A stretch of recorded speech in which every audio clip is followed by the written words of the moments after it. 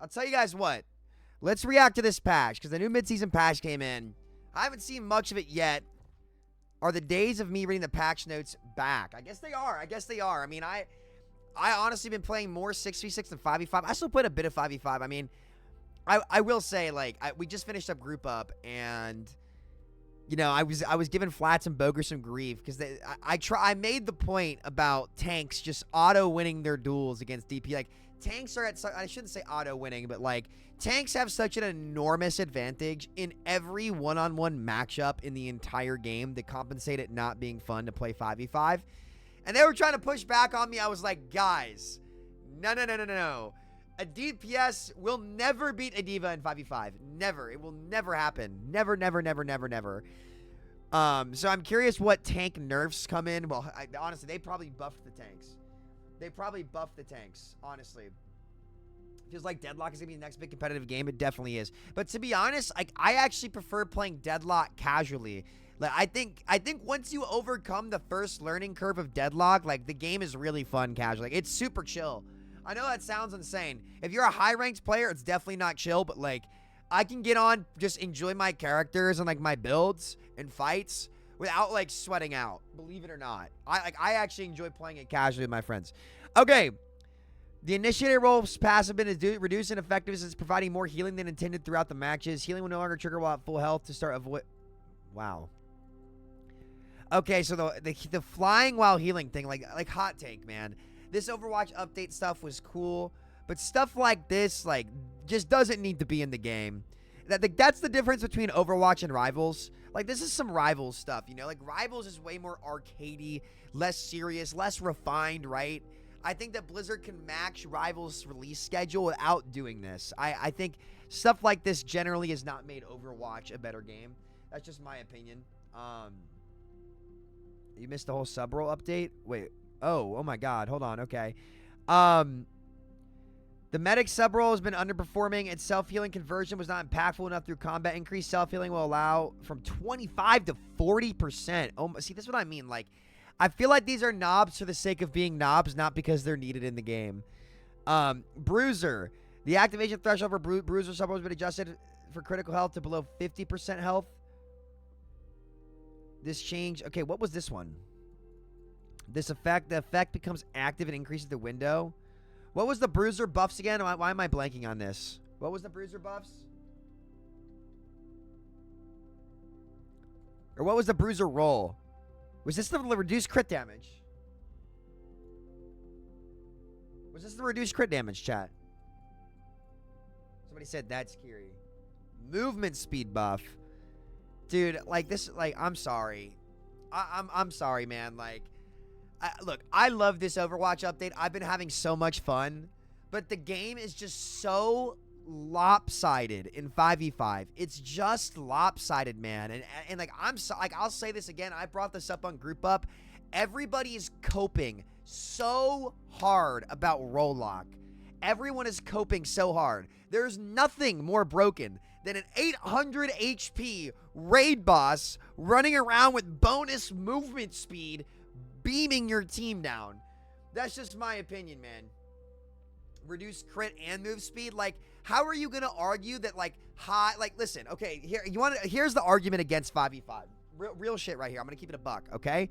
The whole purpose that everyone justified for 5v5 being better outside of queue times was a more deathmatchy game. What is deathmatchy about a 800 HP Roadhog getting movement speed buffs, critical hit reduction at 50% HP or less? Like, they had to abandon their own design goals to try to make Roadhog work, because playing a solo tank is just miserable, and you'll never be able to make it fun, you know?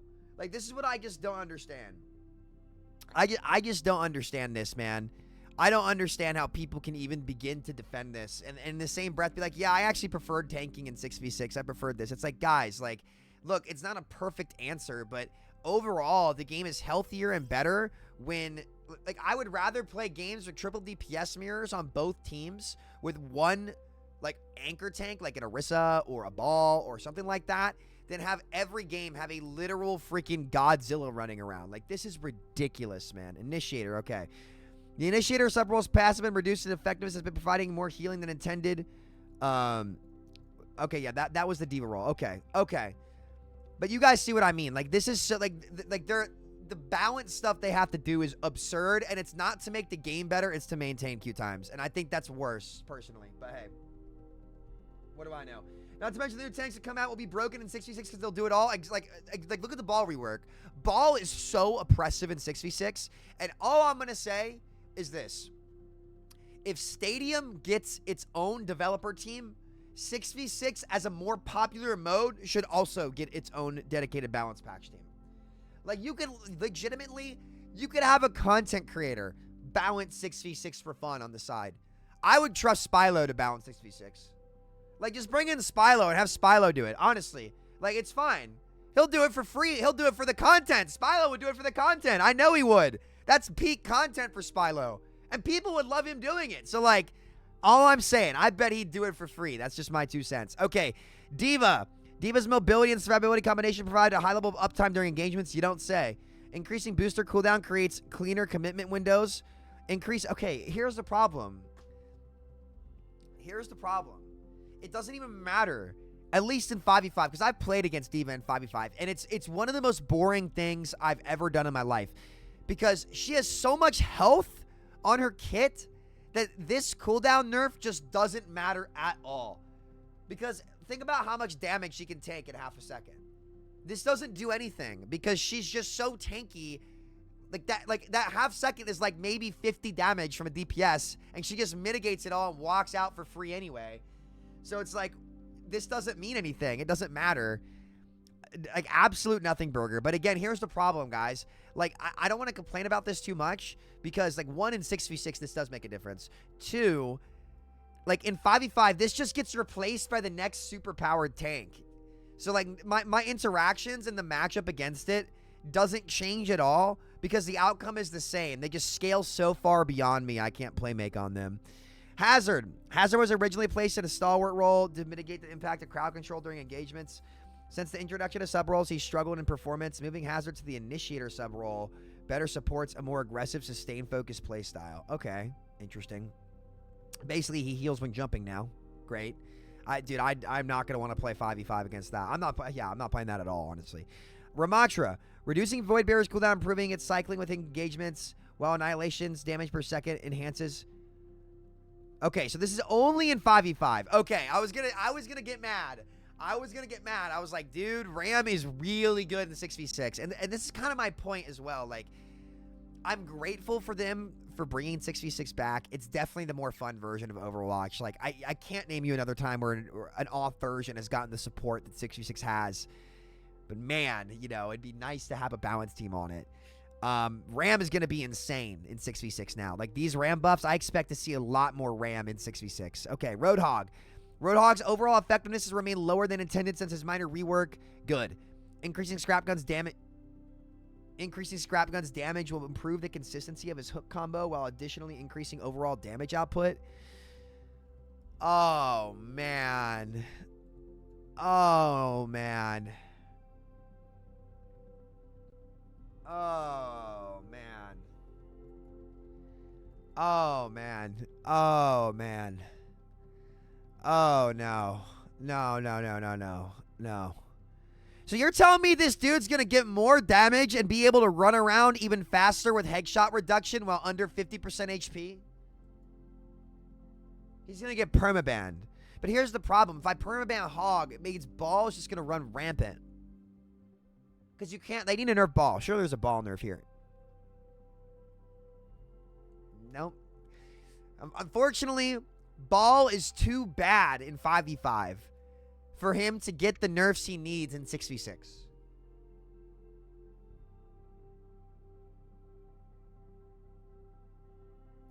The 5v5 tank conundrum ripple affecting all the way to the 6v6 mode. Oh, man, dude. Oh, man. I don't like this at all, dude. Oh, man. I guess every hero gets its time in the sun, but historically, when Hog has been good, it's just not been fun. Maybe this means I'll play more Mei and just freeze him, But he's going to run away from me faster when I'm freezing him, and he's under crit. So it's like, what do I do? Oh, God. I don't want to play against this. He's going to be permaban. Okay, on-run. Movement adjustments have helped Inferno. I'm not going to lie, guys. I can't play on-run. I just can't do it. I can't do it. I just can't do it. I can't do it. Inferno Rush will automatically climb over small ledges. I'm also blind. Jump height will active. Well, okay. I don't even know what this character does, really, to be honest with you. All right. Emre, reducing the delay before the altered vitals triggers allow it to activate more reliably when disengaging. What is this? Is this his pass? Oh, yeah. Okay. All right. Sure. Okay. Sure. Vendetta. He's also really underrated. I think he's really strong. Siphoning Strike is providing significant self-sustain between being a major perk, moving it to major. Okay, so they're moving this to major. Damage per spin reduced. They're moving the... Okay, they're flip-flopping him. Okay. All right. That makes sense. That actually is good. So Vendetta's going to have to scale more into the match. That's fine. Alari, please tell me Alari nerfs come in. Alari has been delivering strong healing alongside high offensive pressure, reducing her secondary fire uptime. Yeah, she needed some nerfs. Yeah. Attack speed gain reduced from 30 to 20 on her minor perk. And her major perk, Sunburn, got reduced from 70 to 50. Okay, Solar Rifle maximum resource reduced. Oh, yeah, okay. That's a big Alari nerf. That's a big Alari nerf. Okay, that'll probably help. She's strong. Jetpack Cat. Territorial has been removed due to his high offensive potential with limited counterplay. Claws out, moved to a major perk. Territorial removed, claws out, minor to major. Cooldown reduced from 8 to 6. Ulterior motive, minor perk, 15% of biotic projectiles healing has been converted into fuel. Okay. Interesting. All right. Mizuki. Maintaining allies with remedies or aura's radius can be restrictive during engages. Increasing the radius improves accessibility while reducing the degeneration delay, making sustaining higher aura levels more difficult. Sustaining higher aura levels difficult. Okay. Radius increase of 10 to 12. Time before degeneration reduced from 2 to 1.75. Okay.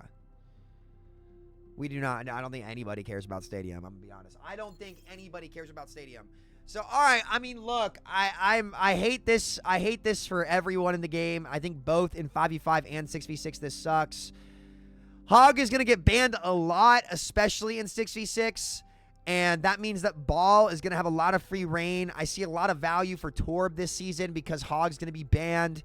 Going to be a lot of Ball. I think Orisa is going to get a lot of value this season as well. Ramatra is going to be pretty good everywhere.